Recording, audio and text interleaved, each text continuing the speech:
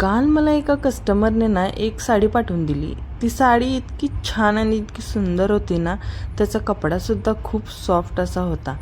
काठसुद्धा खूप छान होते त्याचे आणि क्वालिटी पण बेस्ट होती. या साडीचं त्यांना मंदिरातल्या देवीसाठी साडी शिवायची होती. तर त्यांनी ही नवी कोरी साडी मला पाठवून दिली होती. हा त्याचा पल्लू आहे. पल्लूसुद्धा खूप छान होता आणि रेड कलरमध्ये त्याचं ब्लाऊज होतं. ब्लाऊजसुद्धा खूप छान होतं. तर मी ठरवलं आता ह्याचं मूर्तीसाठी साडी कशी शिवायची. तर मूर्ती जी आहे ती 3.5 फुटाची आहे असा त्याने अंदाज सांगितला होता.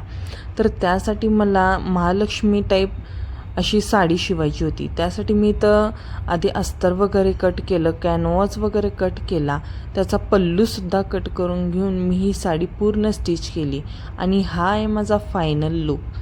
तर 3.5 फुटाच्या मूर्तीसाठी ही साडी कशी वाटत आहे तुम्ही मला नक्कीच सांगा. गळ्यासाठी प्लेन असं दिसायला नको म्हणून मी इथे छान अशा लेस लावून त्याला हाराचा लूक द्यायचा प्रयत्न केला आहे आणि प्लेट्स तर एकदम परफेक्ट अशा बनल्यात त्याच्या. आणि पल्लूसुद्धा खूप छान असा स्टिच झालेला आहे.